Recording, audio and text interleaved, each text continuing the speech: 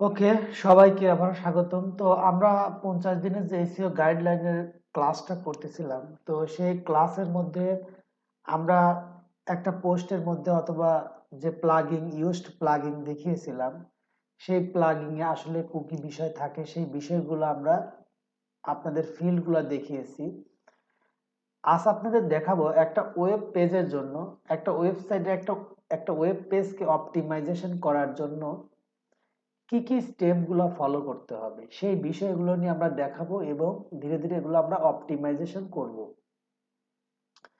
তো কোনো একটা পেজের কে যখন আমরা অপটিমাইজেশন করব, সেই পেজটার একটা উদ্দেশ্য থাকবে, হয়তোবা সেটা হতে পারে ইনফরমেশন পেজ অথবা হতে পারে সার্ভিসিং পেজ। তো আমরা একটা ডিফারেন্ট একটা জিনিস দেখাবো এখানে। তো এখানে আমি একটা কাজ করতেছিলাম, এটা যদি আমি এই ওয়েবসাইটে ঢুকি, তাহলে এখানে আমরা অনেকগুলো পেজ পাবো যে পেজগুলো এখনো কমপ্লিট করা হয়নি, যে পেজগুলা ওকে আসুক।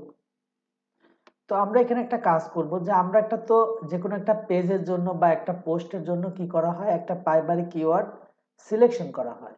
তার মানে আমরা একটা কাজ করব, প্রাইমারি কিওয়ার্ড সিলেকশন, তারপরে কি করব, additional additional or supporting keyword. আমরা এই দুইটা বিষয় এখানে উল্লেখ করব, যে এখানে একটা প্রাইমারি কিওয়ার্ডস আমরা সিলেকশন করব এবং এখানে একটা এডিশনাল অথবা এলএসআই কিওয়ার্ড বা সাপোর্টিং কিওয়ার্ড আমরা কিওয়ার্ডের লিস্ট করব। যে লিস্টগুলো থেকে কি করব, আমরা পরবর্তী সময়ে যখন ওই পেজটা অপটিমাইজেশন করব তখন ব্যবহার করব। তো এই পেজে যদি আমি যাই, এখানে আমাদের সার্ভিসেস পেজের ওয়েব এসইও কপিরাইটিং। তো ওয়েব এসইও কপিরাইটিং বিষয়টা নিয়ে এখনো মানে কোনো কাজ করা হয়নি এখানে। তো আমরা এখানে দেখব যে ওয়েব এসইও কপিরাইটিং আছে। ওয়েব এসইও কপিরাইটিংটা আসলে এটা আমরা কিভাবে করতে পারি, যদি আমরা এটা একটু চিন্তা করি,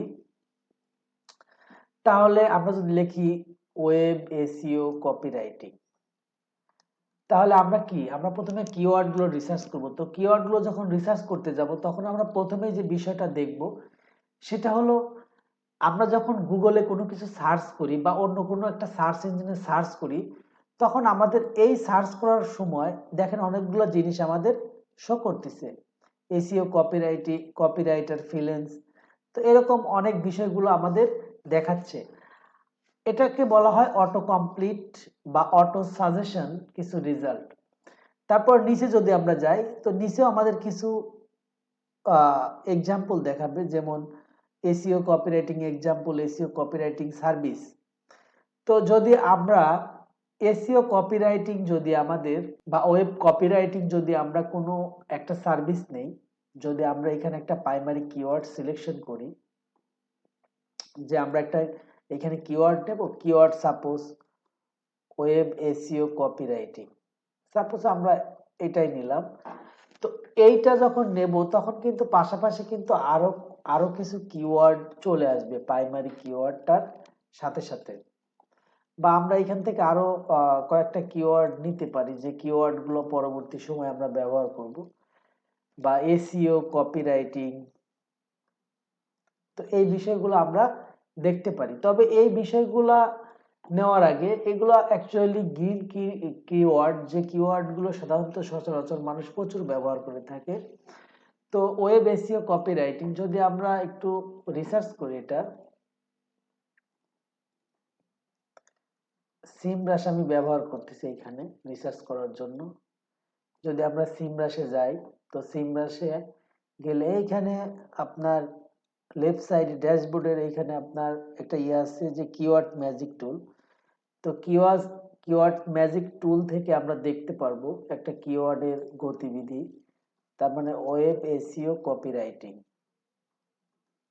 যদি এটা সার্চ করি, তাহলে আমাদের এই কিওয়ার্ড সম্পর্কে মোটামুটি, আচ্ছা, কেডি হলো 70, তার মানে এটা হলো হাই কম্পিটিটিভ। তারপরে আপনার এখানে আর কোনো রিলেটেড নেই, এসি কপিরাইটিং ওয়েব পেজেস, এটা কোনো সার্চ ভলিউম নেই এবং কেডিও নেই, বাট এটার কেডি অনেক বেশি।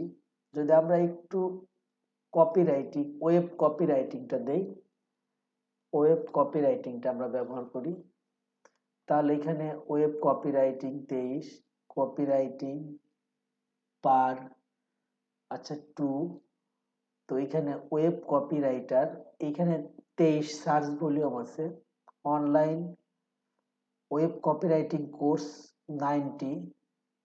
তো এরকম আমরা কিছু কিওয়ার্ড দেখতে পারবো, বা এটা যেহেতু ওয়েব কপিরাইটিং সার্ভিস রিলেটেড, তো এটা দিয়ে আমরা দেখতে পারি এটার কিওয়ার্ডটা কেমন।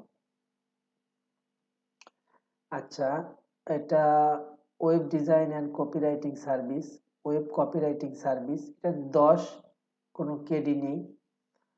তো আমরা এই ধরনের জিনিসগুলোই নেব, যে ওয়েব কপিরাইটিং সার্ভিস বা ওয়েব কপিরাইটিং সার্ভিসেস, তো এই বিষয়গুলাই নেব, কারণ এই বিষয়গুলো সার্চ ভলিউম কম হলেও কোনো কম্পিটিশন তেমন নেই।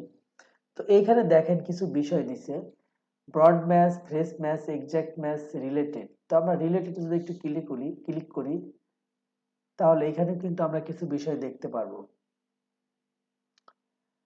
তো কোন ডেটা দেখাচ্ছে না, exact match, web copywriting service 10টা।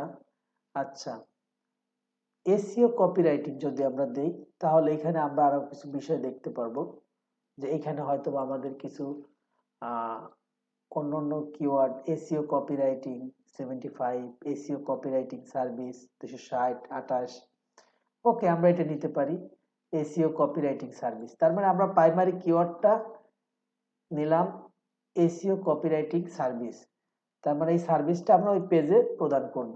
এখন এটা যদি আমাদের প্রাইমারি কিওয়ার্ড হয় তাহলে আমাদের রিলেটেড কিছু কিওয়ার্ড থাকবে, সেই কিওয়ার্ডগুলো কি হতে পারে, যেমন ওয়েব কপিরাইটিং,